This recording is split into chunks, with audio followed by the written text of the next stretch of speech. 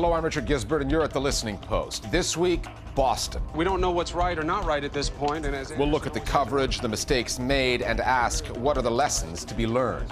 Beijing tells Chinese news organizations they cannot quote foreign news sources unless they get permission from the government first. Paywalls, are they the salvation for news outlets losing revenues to the internet, or a way to turn eyeballs elsewhere? And the domino effect is our web video of the week. When news breaks, like the Boston Marathon bombing story, there tends to be a race amongst journalists to be the first to report new developments. That landed some American news organizations in trouble this past week. At one stage, CNN, Fox News, the Associated Press, and the Boston Globe all jumped the gun and reported the FBI had made an arrest in the case. They were all wrong and forced to backtrack. As the manhunt accelerated, Twitter and other social media sites were abuzz, sometimes adding to the mainstream news coverage, but also filling the informational vacuum with rumor and speculation. Social news site Reddit turned users into amateur sleuths who misidentified suspects. Reddit admitted that it helped fuel online witch hunts and later issued an apology. Most of the media pack that converged on Boston has since decamped. As investigators try to get to the bottom of what motivated the bombers, there's a post-mortem occurring within news organizations on the way they covered this story. Then there is the whole question of proportionality on the security measures, the lockdown, and the saturation coverage. Our starting point this week is Boston.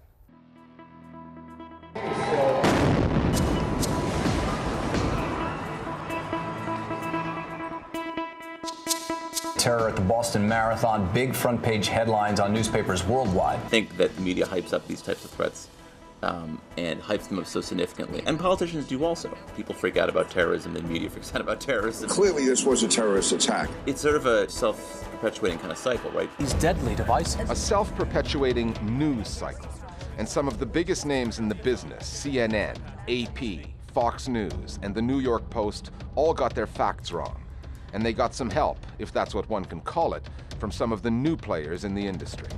Certainly, after 9/11, we had 24/7 news coverage, but I think it's been sped up by the existence of Twitter and the ability of sort of stuff to get out there instantaneously. Speculation, unvetted sources, and alarmism, and we certainly saw that here. There are several organizations, though, over on the Afghan-Pakistani border that specialize in recruiting people that look just like these suspects. There is this incredible desire to be the first to tell a story, even if you're 15 seconds ahead of the competitor. And CNN, I think, went with a couple of stories that didn't have a real basis for them. One of sources is a Boston law enforcement source who tells me that an arrest has been made. This desire to be first has taken precedent over being right.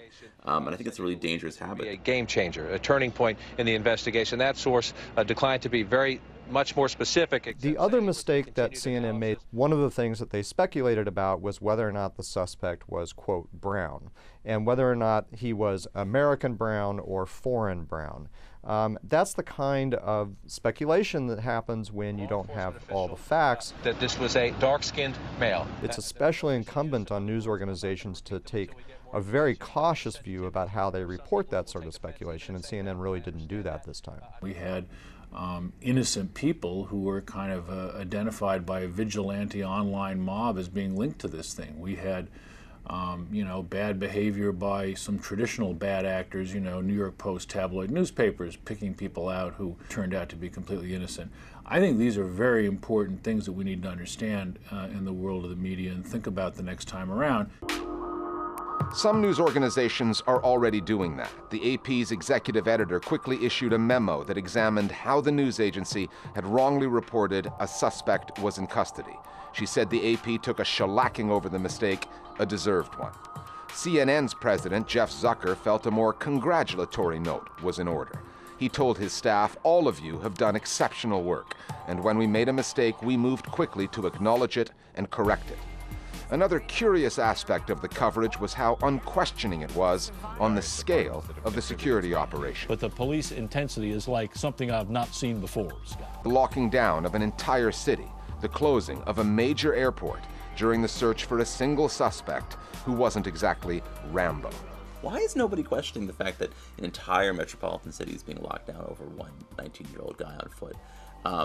And whether it was appropriate or not appropriate, it seems to me a massive overreaction. And it does seem to me there's been a real lack of scrutiny by Boston media and by the national media, particularly the national media, as to why this was necessary. You did see some questioning of the decision to shut down Boston online, for instance on Twitter, but you certainly didn't see a lot of that in mainstream media. And I think one reason for that is a tendency of the press to follow the lead of official sources. And so when officials tell them in these moments, you know, we have to shut down the city because there's this huge terrorism threat, they tend to reflexively go along with that for a little while until there's criticism of it from other elites. And in this case, there really wasn't. I don't think anybody wants to second guess law enforcement officials, but certainly when you combine that with the scary media coverage, you did get a feeling of a city under siege, which was not really, as it turns out, appropriate. We really had one criminal. Police had a general idea where he was.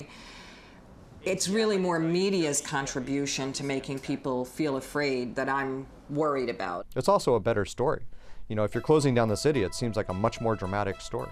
A huge caravan of cars. We can smell smoke right now. The evidence of that lies in the numbers. Despite the mistakes in its reporting, CNN's ratings tripled over the week before to more than 1 million viewers. So why would a news outlet question security measures, even if they appear excessive, if those measures help make for a sexier story and drive up their ratings and revenues? These businesses are all ratings-driven, advertisements-driven, so when you have a situation where you have an event which occurs and there's potentially the opportunity to see very great ratings out of that, so you're incentivized to report news which will perhaps increase the level of interest, and fear is something that drives interest, existential fear people have.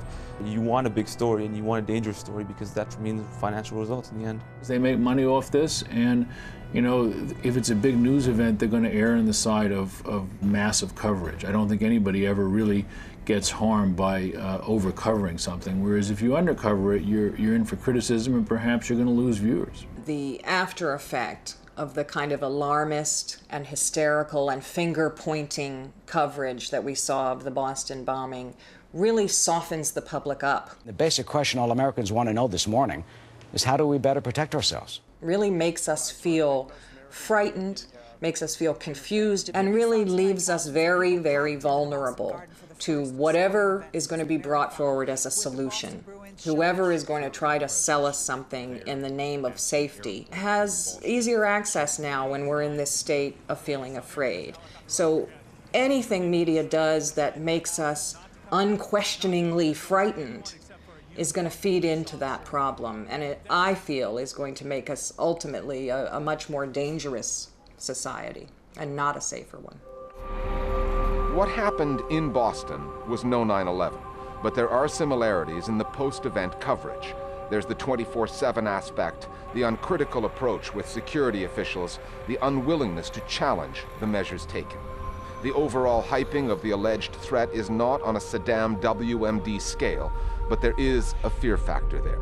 And in both cases, the American news media, despite the mistakes made, revel in the higher ratings and rake in the revenues.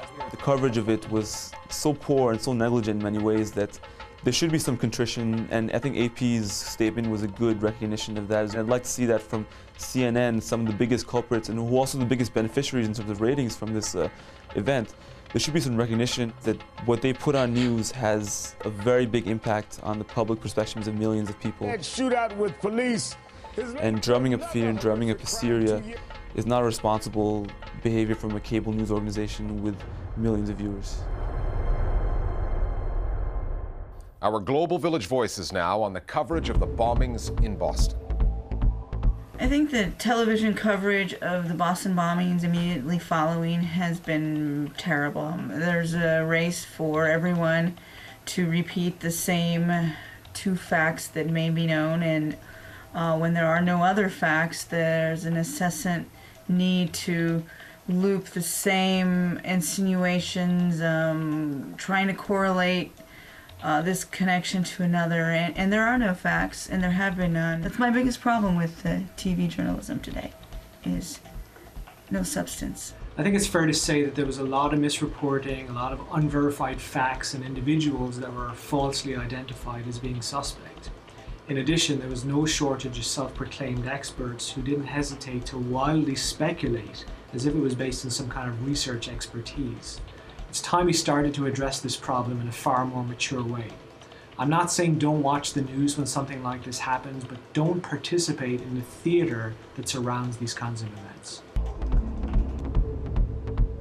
We're always looking for new faces for the program. If you'd like to share your thoughts on the news media as one of our global village voices, get in touch with us on Facebook or send us a tweet. Our Twitter handle is @AJListeningPost. And don't forget our free video podcast on iTunes. Just look for the Listening Post, Al Jazeera English, and you'll find us there. Time now for Listening Post News Bites. When is it safe to go back home again? A Somali journalist faced that question, made the wrong call, and has paid for it with his life. On April 21st, Mohammed Ibrahim Rage, who worked for state television and radio, was shot dead by 2 unknown attackers outside his home in Mogadishu. Rage fled Somalia in 2009 following death threats. He was one of 14 journalists who recently returned to the country. No one has claimed responsibility for the attack. However, officials are blaming the Al-Shabaab militant group. Several websites that support the movement say that Rage's killing was justified because he worked for what they call enemy radio.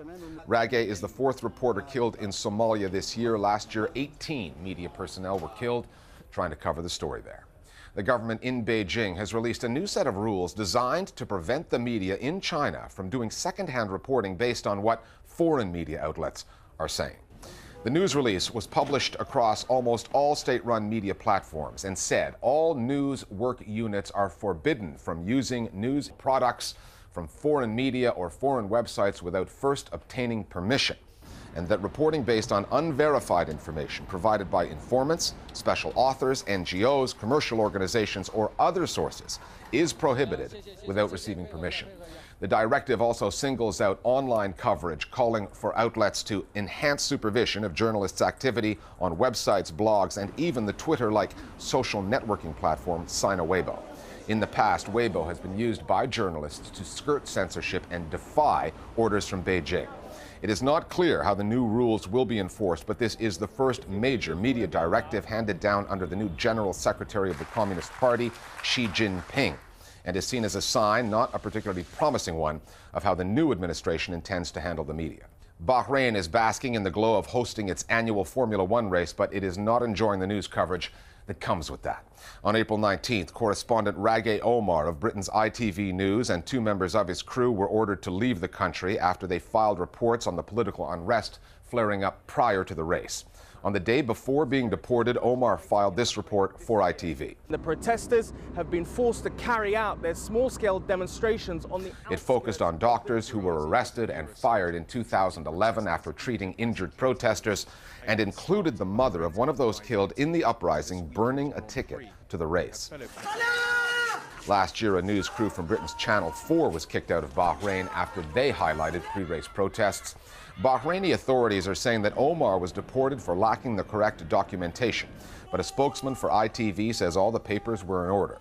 Sharif Mansour of the New York-based Committee to Protect Journalists said deporting journalists is an odd way for the government to show Bahrain has turned the corner with its human rights record. The government must allow journalists to conduct their work freely, whether filming tire changes at the racetrack or tire burnings in the villages. Just after the marathon bombings, Boston's largest newspaper, The Globe, took down its paywall. So did the New York Times. The thinking was that this was an extraordinary news event. The need to inform the public far outweighed the company's need for revenue, so the papers temporarily allowed free access to their online content. It used to be that news outlets wanted to attract eyeballs. Now they're looking for your money. More and more have barricaded their websites behind paywalls. If you want to read, you've got to pay. We've been tracking this story since mid-2010 when the Times of London set up its paywall. It's been almost 3 years now, and the jury's still out on whether charging for news content will work. The Listening Post's Flo Phillips now on who's winning the online war. Paywall. 2 words, both carrying negative connotations, put together by a desperate news industry trying to stay afloat. No newspaper is exempt, not even institutions like the Times of London. 2.5 years ago, we were looking at the future for where we were going to go as a digital company. At the time, we had about 20 million unique users a month coming and reading our stuff. And we weren't making enough money from that to fund the sports desk. It's very, very difficult to take that kind of bulk traffic that you get for free online and turn that into significant amounts of money through straightforward advertising. So we looked at what we were doing and we said another way to do it would be to have a much closer relationship with your readers. For the Times, that much closer relationship is actually a euphemism for "we'll take your money." So on the 1st of July 2010, Rupert Murdoch erected what has become known as the hard paywall. It's impenetrable, a non-permeable wall that blocks all access to the Times' online content. And it sends a pretty simple message. If you want to read what the Times is doing, you have to pay. $3 a week gets you access to the website and the mobile, and around $6 a week gets you the website, the mobile, and the iPad. When we were talking about this at the start, people said this is going to be a disaster, there's going to be nobody there, nobody's going to sign up. That clearly has not happened. We've clearly shown that you can find a market for high quality news amongst people in Britain and the rest of the world. The Times of London system is a classic paywall. They say if you don't pay us any money, we won't show you any content. And as usually happens when those things are implemented, they lost well over 90% of their readership. 90%? Not exactly what one would call a triumph. Other newspapers, including major American dailies like the New York Times, rejected Murdoch's hard paywall approach. They've built a different kind of wall, and they market it another way by definitely not calling it a paywall. The New York Times calls it a digital subscription service. The LA Times, which has implemented something similar, calls it a membership service. And there the logic is, if you don't pay us, we won't show you articles above a certain threshold. But everybody below that threshold isn't even asked to pay. The practical effect of that is that well over 90% of the New York Times and LA Times audience doesn't pay, but still sees the content. So this model, disguised as a digital subscription service, or fancier still, a membership service, is known as the metered paywall. Readers get a number of free links to any article, just enough to get them hooked, and then bam, they hit the wall. But by that point, papers are hoping news junkies will be addicted and just pay up. New York Times obviously did a lot of things right, and they probably correctly found the balance between keeping the number of readers and getting revenues from some of them. I think this is a great model, it's working very well for them. The problem we are encountering is that most of the media are saying, unfortunately, we are not the New York Times. But there are other publications that have been able to make paywalls work, although they're in a slightly different category. The Financial Times, along with other economic publications like the Wall Street Journal or The Economist, have specialised content that individuals or the companies they work for are willing to pay for. We've seen a big shift in attitudes towards paywalls over the past couple of years. We have now around 300,000 paying digital subscribers. We're now at the point where we have more digital subscribers than we do print circulation. That simply wouldn't be the case if we were operating in a world where people weren't willing to pay for content online. But with products like the FT, many people see an investment. It's worth paying money to make money. There are a lot of people who have said that the FT's pay model has been successful really just because we're a niche publication, because our content is so specialist that people have to come to us for it. I think that that's wrong. You've got something which is unique, which is differentiated, which is high quality, and you've got a business. And that's what the Financial Times has always been about. So how do you go about charging for content if you don't have a big name like the New York Times or a niche product like the FT? You could try the nationwide paywall. The idea came out of Slovakia, and it's basically the Great Wall of paywalls. You build a huge wall around not just one publication in the country, but all of them. The core idea of our Piano system is that we provide single login and single payment to access all the premium content in the country, or most of the premium content. It's one single subscription, very similar to the cable TV subscription, where you buy one package and you get convenient access to everything. So we are trying to lower the mental cost or the transaction cost for the paying for the content, because we know there are a lot of people who understand the value and are willing to pay, but in reality were not paying until now because it was not convenient enough and it was just not easy enough to pay. I think Piano Media's model's interesting, the idea of having a kind of national subscription service for newspapers. To some extent it would be a nice idea to say, what if all our newspapers were all under one banner? But I think it's not a terribly realistic model. Not realistic because some news markets are more cutthroat than others. Slovakia has just 5 major daily newspapers. Can anyone see the UK's ferociously competitive tabloids, or the hundreds of papers in the US, all gathering together under one shared paywall? News consumers are either going to have to pay up, or find a way to get around the wall. There's nothing ideological about what we're doing. We're not doing this to make some kind of political point. We're doing this to secure the future of our journalism. Paywalls would be great if they worked. My objection to them has always been that they don't work. That when you implement a paywall, it's easy to get 2% of the audience to pay, but it turns out to be impossible not to lose 98% of your advertising base. And so, just as a practical matter, if the industry retreats behind paywalls, it doesn't just fail to save the people who are trying to implement these things. It also pulls all of that material out of the public sphere, which is where journalism has always mattered. So I think paywalls are both not economic salvation for the people who want to implement them, and also aren't good for the things that we rely on journalism for as a service to democracy. It's nearly 3 years in, and the jury is still out. To paywall or not to paywall? That's the pressing question. More Global Village Voices now on paywalls and the news business. Working as a journalist, I am constantly going onto news websites, both for research and also personally. And I know that when I come to a paywall, I always move on to another website. And in fact, all my friends, all my colleagues do the same. As long as online journalism continues to be a mix of paid and free content, every news organization needs to find the best solution for themselves, whether it be a paywall, which has limited success, or a good advertising model, which is something that may mature over time.